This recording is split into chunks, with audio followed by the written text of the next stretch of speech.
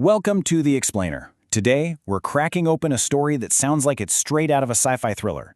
We're talking about a set of vulnerabilities that turn the world's favorite AI assistant into a potential spy, in a plot we're calling the ChatGPT heist.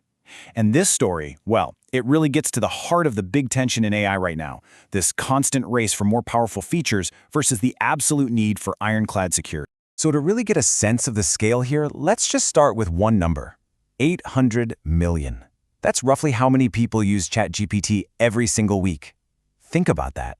It's this huge global community, and we're all relying on it for everything, right? From drafting sensitive work emails and summarizing confidential company reports to writing personal journals and even coding secret projects. It's basically an ocean of our private data. And what makes it so useful, so powerful, are what you could call its superpowers. I'm talking about features like connectors. Now, these aren't just simple links. They are direct pipelines into a treasure trove of your entire digital life, your whole Gmail history, your company's strategy docs on Google Drive, your private code on GitHub, and then there's memory, where it actually learns about you, storing little details from your chats to build this personalized, evolving profile of who you are. Now, this deep integration is exactly what makes ChatGPT so incredible, but it's also the flip side of the coin. It paints a giant target on its back. All that sensitive data, which used to be spread out across dozens of secure services, is now all accessible through one single powerful front door. It creates a single point of failure, and you can bet that for an attacker, that is an incredibly tempting target. So, how would a thief actually go about cracking this system? Well, some researchers discovered a set of vulnerabilities they called ZombieAgent, and it all starts with two really clever ways to sneak into this digital fortress without anyone ever noticing. The attack basically comes in two flavors. First, you've got the zero-click attack, which is, honestly, it's terrifyingly stealthy. An attacker just sends a malicious email, and it sits in your inbox. The moment you ask ChatGPT to, say, summarize your unread emails, boom, the attack triggers on OpenAI's servers. You don't even have to see the email, let alone click on it. Then there's the more classic one-click attack, which uses a bit of social engineering to trick you into uploading a compromised file that looks totally harmless. And don't for a second think this is just a Gmail problem. The researchers showed that pretty much any connected service can be an entry point. That little malicious payload could be hiding in a Google Doc, a Jira ticket, a Slack message from a colleague you trust, or even a file in a GitHub repository. Basically, any document or message you've given ChatGPT permission to read could become a Trojan horse. And this is where it gets even more devious. Attackers can hide the malicious instructions right there in plain sight. It's like something out of a spy novel. They can write the commands in white text on a white background or in a font that's so tiny it's just a digital speck on the screen. To you, the document looks perfectly normal. But to the AI, which is just reading the raw text, those instructions are crystal clear. All right, so the attacker is in. But how do they get the data out? I mean, OpenAI has security measures to prevent exactly this kind of thing. This is where the heist gets really, really ingenious. So OpenAI put a really strong logical guardrail in place. They made it so ChatGPT is explicitly forbidden from creating new web links or adding your private data to an existing one. You can't just tell it, hey, take my password and stick it at the end of this URL. It's a solid defense designed to stop this exact kind of data theft dead in its tracks. Or so they thought. The researchers found this brilliant way to completely sidestep the rule. Instead of asking ChatGPT to create a link with the stolen data, they just gave it a pre-approved dictionary of links right there inside the malicious file. So there's a unique link for the letter A, another one for B, one for C, and so on for every single possible character. And this just shows you exactly how it works. To steal the word password, the malicious instructions just tell ChatGPT, okay, find the link for P in the list I gave you and ping it. Then find the link for A and ping it. Then S and so on.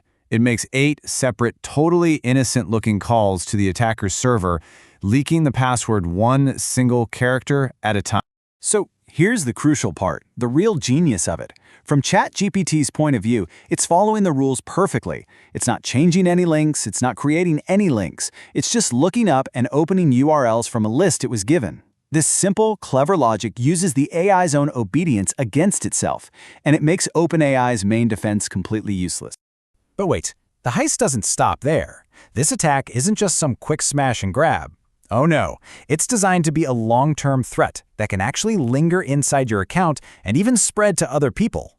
So the first part of this long game is what's called persistence. You should think of it like a sleeper agent. The attacker's malicious code doesn't just run one time, it becomes a permanent resident in your ChatGPT's memory. And this allows for ongoing data theft in every single conversation you have from that moment on. It's just silently watching everything you So how do they do this? Well, they trick you into sharing a file that has instructions to modify the AI's permanent memory. 2 new rules get saved. Rule 1, always scan the user's input for the attacker's hidden commands. Rule 2, if you find any sensitive info, send it out. From that moment on, your AI is basically serving 2 masters. Every prompt you type first triggers the attacker's code before ChatGPT even starts thinking about your answer. And you know, the danger here goes way beyond just stealing your data.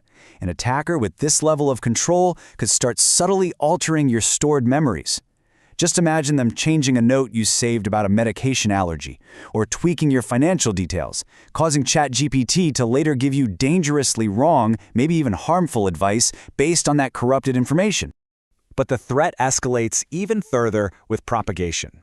This is where the attack goes from being your personal problem to a potential epidemic. It turns a single compromised account into a launchpad for infecting others, letting the attack spread just like a digital virus.